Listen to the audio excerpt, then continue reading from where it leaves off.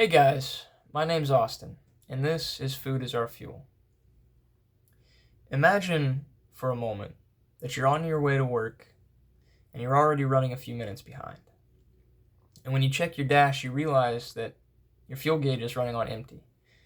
In fact, your car's been tapped into the reserves for a while, and if you don't stop to gas up, you might not make it to work. So you stop, you grab the pump, fill her up, grab your receipt, put the cap back on, hop in your car, and get back on your way.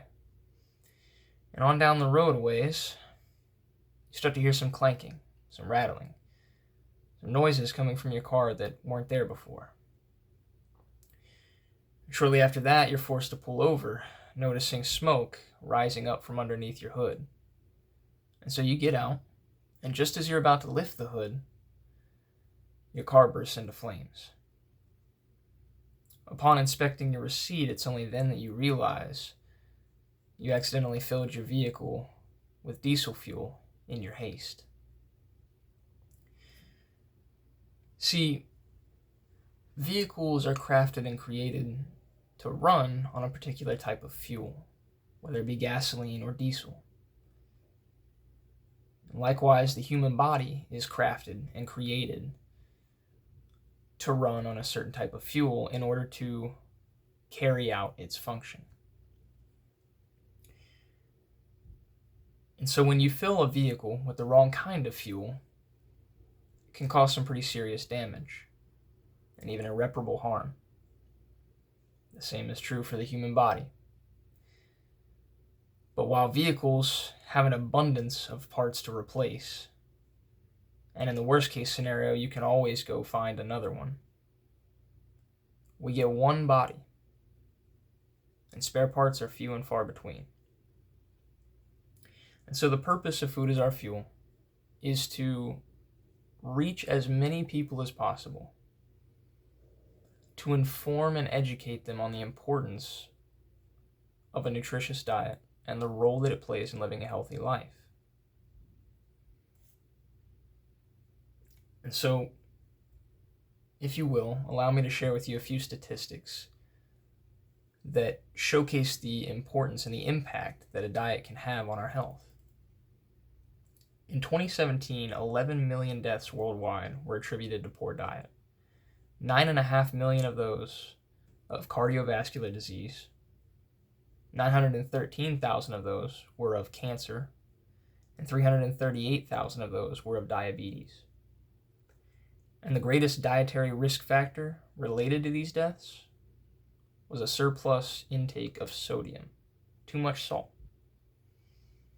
And second and third for risk factors were a low intake of whole grains and a low intake of fruits, respectively. In the US in 2023, according to the CDC, roughly 35% of adults were diagnosed with obesity in 23 states, so almost half of the nation. So in almost half of the nation, every 1 in 3 people are obese. And overall, nationwide, 20%, or 1 in 5 adults, are obese. From 2017 to 2020, an estimated 89.8%, so almost 90% of individuals 18 and older diagnosed with diabetes were also overweight or obese. Overweight and obesity are risk factors for diabetes, as well as metabolic syndrome, cardiovascular disease, high blood pressure, certain non-alcoholic fatty liver diseases, certain cancers. And 3 of the primary risk factors for overweight and obesity include a lack of physical activity, inadequate sleep, and a poor diet. So allow me then to also share with you some of the benefits of a healthful diet. One of the first I'd like to focus on is the preventative role that it can play in strengthening and reinforcing your immune system and reducing your risk for developing any of those conditions we just spoke about. Over time, this is going to equal less doctor's visits, less medicines, drugs, and prescriptions. And that's going to save you money, it's going to save you time, and it's going to incur a lot less stress. And if you already happen to have one of those conditions, a healthful diet can help you manage your condition. It could slow or halt the progress, and in some cases, it could even improve your condition. For example, if you have a high blood pressure, reducing your sodium intake could be the difference between hypertension and prehypertension, or prehypertension and healthy blood pressure. You'll also find certain qualities of life that improve with a healthy diet, such as increased levels of energy, more regular and healthy bowel movements, and more depth of flavor in certain foods that perhaps before you perceived as bland or nasty, as you start to reduce and remove added sugars from your diet.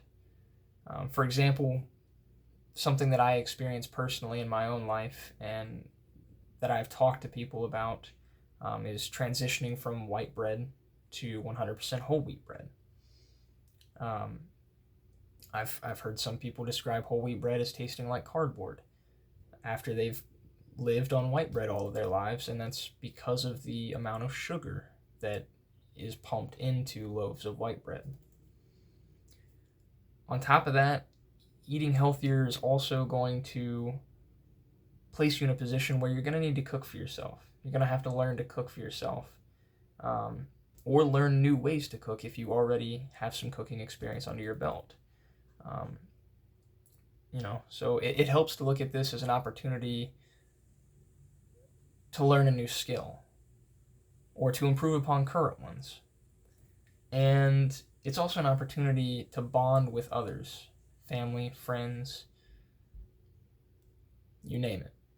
You could look for opportunities, look for classes, or even just at home that you can cook with your spouse. You could get your kids involved, have them help you clean up the dishes when they're real young, and as they get older, they could help you mix batter for pancakes or chop vegetables for a soup. And you can prepare a meal for family or friends. You can share things with your neighbors and your coworkers. And that's not to mention the satisfaction you get just from crafting something with your own hands. So, what then can you expect to find here at Food is Our Fuel? Well, I have a two-pronged approach. And the first is this YouTube channel, on which you'll find educational and instructional videos with an associated interactive activity that, as best I can, I'm going to try and craft myself that goes along with the topic of the video. As an example, this could be a crossword, it could be a word search, it could be a little quiz, just to kind of get you to interact with the information. And again, if you have kids, it's to get them involved, to get them interested as well. And the second side of the approach is an Instagram page, which I will link in the description, where I'll post complete meals, entree and sides, the ingredients required for those meals, the cost of the meals, as well as pictures and instructions of how to prepare the meal, and perhaps some community engagement if there's some sort of food pantry or soup kitchen or some kind of organization that is raising funds to help those in need related to food and nutrition and things of that nature. And lastly, just some general updates regarding the channel as needed. So the schedule for that I intend to follow is a post on Instagram on the 1st of every month and a video upload on the 15th of every month. And so keep an eye out for those. And with that, I'd like to thank you for joining me, for watching this video. And I hope that you'll stick around to keep learning with me, and that you'll share what you learn with whomever you meet. I hope you have a wonderful and blessed day. And I look forward to seeing you next time.